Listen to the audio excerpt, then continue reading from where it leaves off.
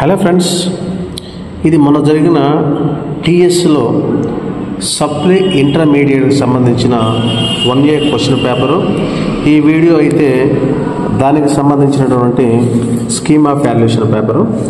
So ఒకసారి మీరు question paper answer sheet అంటే ఈ స్కీమ్ ఆఫ్ వాల్యుయేషన్ పేపర్ రెండు కూడా కంపేర్ చేసుకుంటే మీకు క్లారిటీగా అర్థమవుతుంది.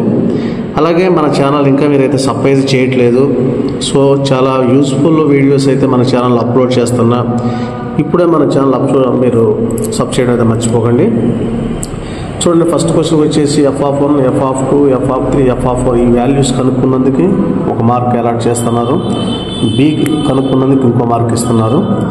సెకండ్ క్వశ్చన్ వచ్చేసి డినామినేటర్ నాట్ ఈక్వల్ 0 అని పెట్టినందుకు ఒక మార్క్ ఇచ్చేసి r- అని రాస్తే ఒక మార్క్ ఇస్తున్నారు. నెక్స్ట్ x = a+b ఈ స్టెప్ కనుక్కొని ఒక మార్కు, ఫైనల్ ఆన్సర్కి ఒక మార్క్ ఇస్తున్నారు.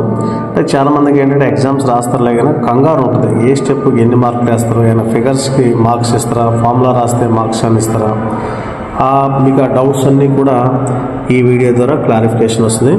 ఫోర్త్ క్వశ్చన్ a² కనుక్కున్నందుకు దాని ఈక్వల్ 0 ఒక మార్క్ ఇచ్చేసి k కనుక్కున్నందుకు ఒక మార్క్ ఇస్తున్నారు. నెక్స్ట్ ఓడి ఈ స్టెప్ రాస్తే ఒక మార్క్ ఇచ్చేసి ఫైనల్ ఆన్సర్కి ఒక మార్క్ ఇస్తున్నారు. నెక్స్ట్ సిక్స్త్ క్వశ్చన్ చూసుకోండి, వెక్టర్ ఈక్వేషన్ అన్నారు. ఫార్ములా రాసినందుకే ఒక మార్క్ ఇచ్చారు. అలాగే ఆల్టర్నేషన్ మెథడ్ కూడా ఒక మార్క్ ఇచ్చుకుంటూ వెళ్తున్నారు. ఇక్కడ అబ్జర్వ్ చేసుకోండి మీరు. సెవెంత్ క్వశ్చన్ a.b = 0 ఒక మార్క్ ఇచ్చేసి లాంబ్డా కనుక్కోవడానికి ఒక మార్క్ ఇస్తున్నారు. ఎయిత్ క్వశ్చన్ డైరెక్ట్గా మీకు ఆ క్వశ్చన్ పేపర్ ముందు పెట్టుకొని మీరు చూసుకోండి, డైరెక్ట్ 2 మార్క్స్ ఇచ్చారు. నైన్త్ క్వశ్చన్ ఫార్ములాకు ఒక మార్క్ ఇచ్చేసి దీనికి ఒక మార్క్ ఇచ్చారు.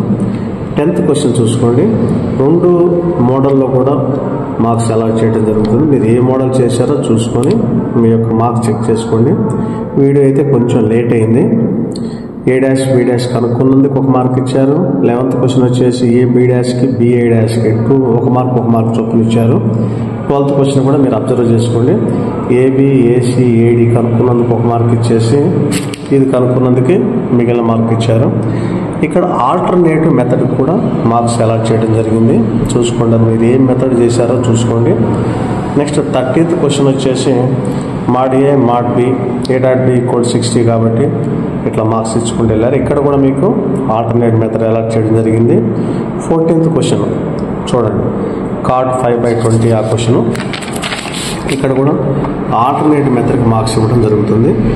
15th క్వశ్చన్ కూడా sin x + √3 cos x = √2 question కూడా ఎలా మార్క్స్ ఇచ్చారో చూసుకోండి. మీకు ఎన్ని మార్కులు వస్తాయో చెక్ చేసుకోండి.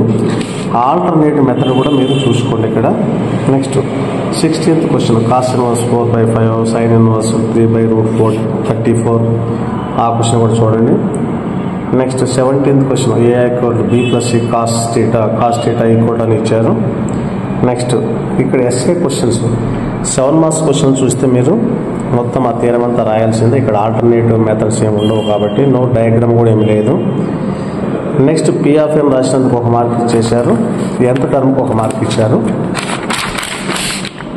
నెక్స్ట్ యాడింగ్ k+1 టర్మ్ రాస్తున్నందుకు ఒక మార్క్ ఇస్తున్నారు. నెక్స్ట్ చూడండి, b+c mod ఆఫ్ రాసుకొని ఈ ఆపరేషన్కి మార్క్స్ ఇవ్వడం జరుగుతుంది. ఒకసారి మీరు క్లియర్గా ఈ వీడియో మొత్తం కూడా చూసుకొని మీకు 60 వస్తాయా, 70 వస్తాయా, లేకపోతే 75 మార్క్స్ వస్తాయి అనేది చెక్ చేసుకొని నాకు కామెంట్ బాక్స్లో కామెంట్ చేయండి ఫ్రెండ్స్. అట్లా 22 క్వశ్చన్ a×b కనుక్కున్నందుకు, a×b x c కనుక్కున్నందుకు, b×c a×b x c కనుక్కున్నందుకు. నెక్స్ట్ దాని మాడ్యులస్, దాని యొక్క ఆల్టర్నేటివ్ మెథడ్ కూడా ఈ ఫార్ములా ప్రకారం చేసుకోమని అర్థము. ఇది 23rd క్వశ్చన్. 24th క్వశ్చన్ కూడా చూసుకోండి, ప్రాపర్టీస్ ఆఫ్ ట్రయాంగిల్లో క్వశ్చన్ ఇది. కాబట్టి మీరు ఈ వీడియో నచ్చితే లైక్ చేయడం అయితే మర్చిపోకండి ఫ్రెండ్స్.